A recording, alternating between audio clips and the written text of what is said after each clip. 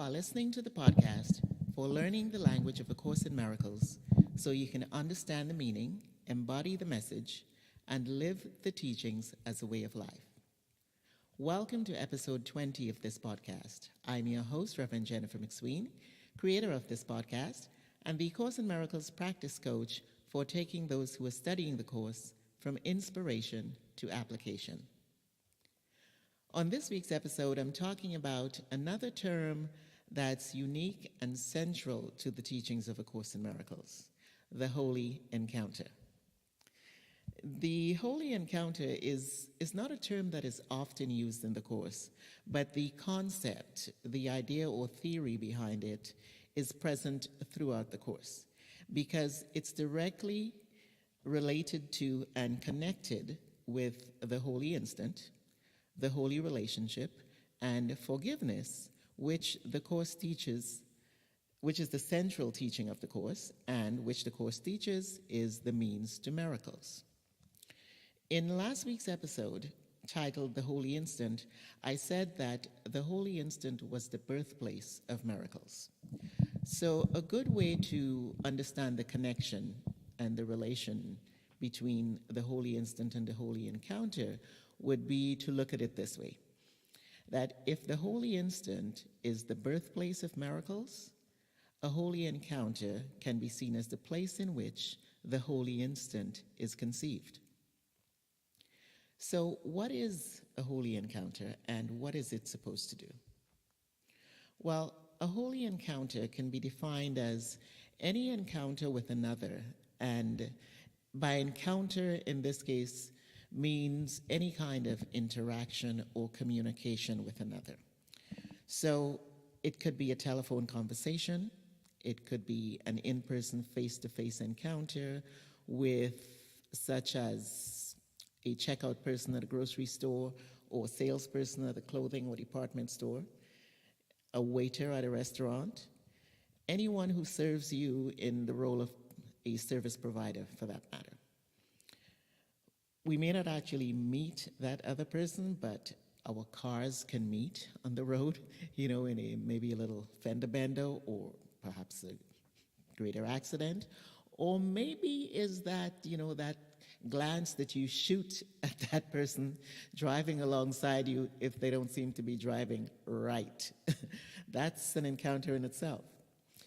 An encounter can also be with those we meet, quote unquote, on television or in the news. You hear something, you see someone, and you have an encounter with them in your mind as to what you're thinking and what you're feeling. An encounter can also be with those at work. Those are real encounters. You encounter people at work all the time and you have these interactions with them. Or also with those in our personal lives to whom either we're related or with whom we have some kind of ongoing relationship. An encounter could also be something brief, where you briefly encounter another and then go your separate ways. You can accidentally bump into someone. You may cross paths and briefly make eye contact. Or someone may simply cross your mind. That is also an encounter, even if it's not in a physical form. The specific form of the encounter or the person with whom you have the encounter is not what matters. What matters is the way you perceive them, or what makes it an encounter, I should say, is the way you perceive them, the way you think about them, and the way you treat them. This is what defines the nature of any encounter.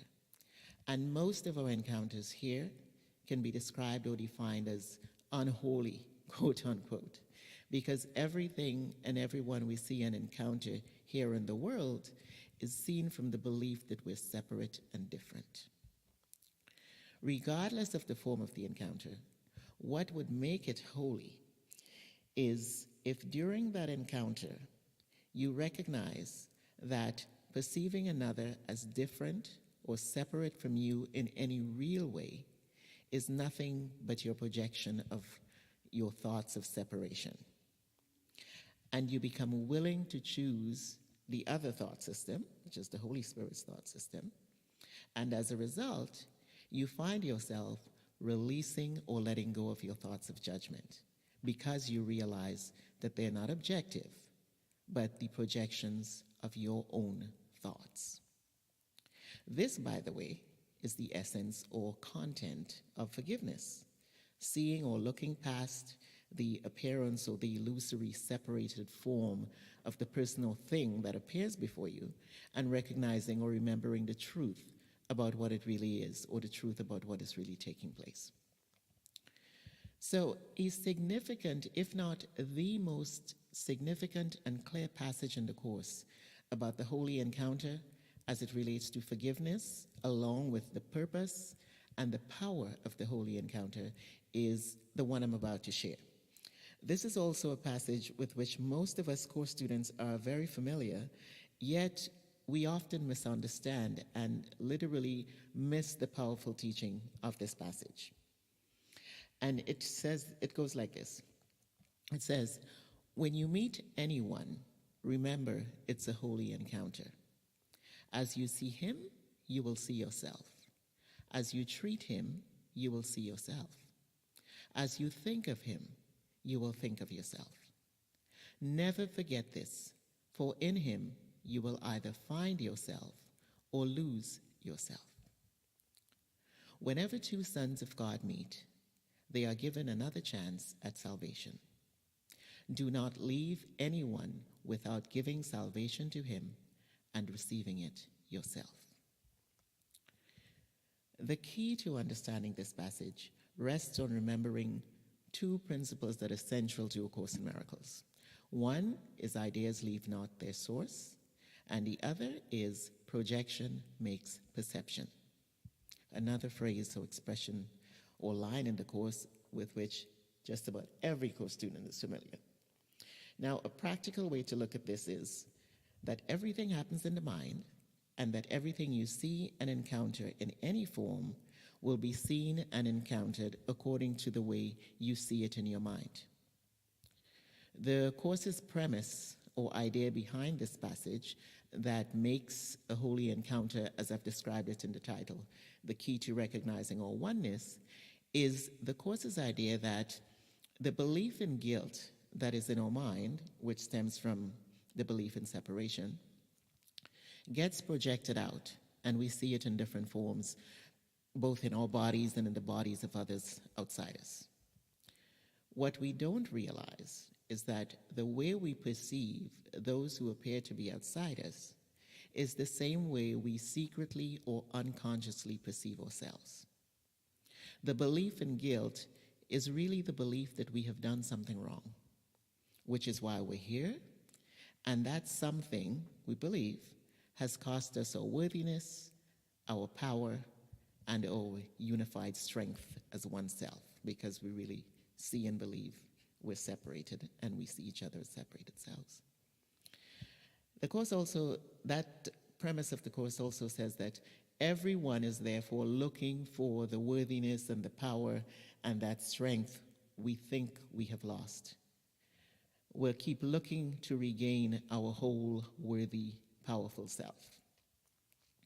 The goal of the curriculum of while we're here, so to speak, with the Course as our text, is to know thyself, to help us find ourselves, that self we think we've lost.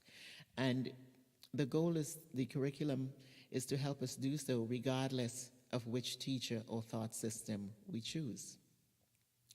This is what the Course wants us to learn. And by learning refers to everything that we seem to do, experience, or encounter in any form and in all areas of our lives. The encounter, every encounter with each other that is referred to in the passage I just shared, is an opportunity for us to learn, quote unquote, or recognize or find the worthy, powerful whole self we believe we have lost. So this passage is reminding us of the purpose of every encounter and how to go about letting it be a holy encounter, and in so doing, find the self that we're seeking. Keep in mind that letting an encounter become a holy encounter is not about denying or trying to disguise what you see or the form of what is taking place, For example, the checkout person or sales clerk or waiter might very well be behaving in a rude or arrogant manner. And your coworker or boss might very well be dismissive or demanding.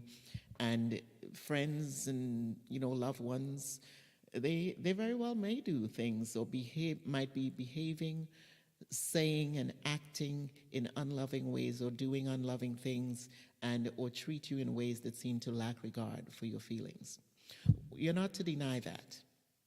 What is that? You're not to deny any of it, of what is happening or what is being said or done.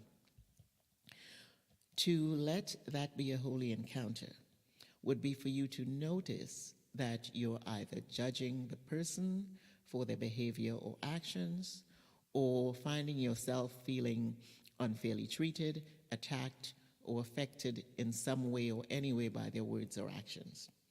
And recognizing that what you're feeling and thinking is the projection of your own thoughts of guilt and not caused by the words, actions, or behavior of the other, in spite of the fact that they may be very well behaving or they are behaving unlovingly.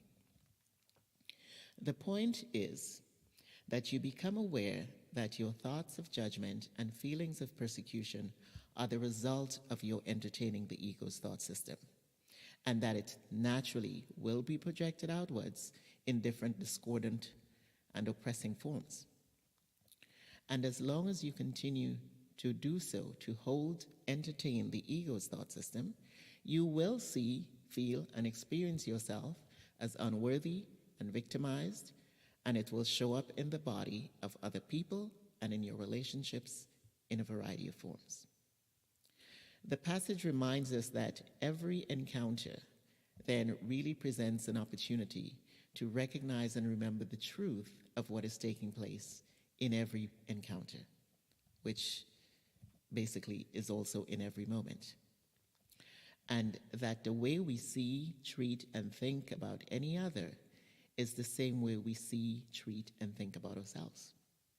So we can now choose to entertain the Holy Spirit's thought system, and when we do so, we release thoughts of guilt and judgment that we projected onto the other with whom we're having the encounter, and as a result, we release the thoughts of guilt and judgment we're holding towards ourselves, or I should say projecting towards ourselves. What we do then is, as it says towards the end of the passage, we accept another chance at salvation, which simply means saving ourselves from our own damnation, so to speak, the damnation of the thoughts, the guilt and judgment we project on ourselves. And as a result of giving, we do so, when we do that, when we accept that chance at salvation, saving ourselves from damnation, by releasing the thoughts of judgment we had projected towards another, we also release the thoughts of judgment we projected against ourselves, and as a result of giving salvation to another, we also give salvation to ourselves. Now, every encounter with anyone, regardless of how brief or how seemingly insignificant it may seem, can become a holy encounter, providing us, again, with yet another opportunity to recognize and remember and release the guilt that causes us to experience ourselves and each other as separated, unworthy, guilty individual selves. We then recognize, remember, and experience the truth that we are and share one whole self. We are one self, and we have never separated. So that's it for this week's episode of Understanding the Language of A Course in Miracles. If you enjoyed this episode or found it helpful, please share it with just one person. Leave me a review on iTunes so that others can hear about it, enjoy it, and find it helpful. And subscribe so you don't miss another episode. Have a great week, and see you on the podcast next Wednesday.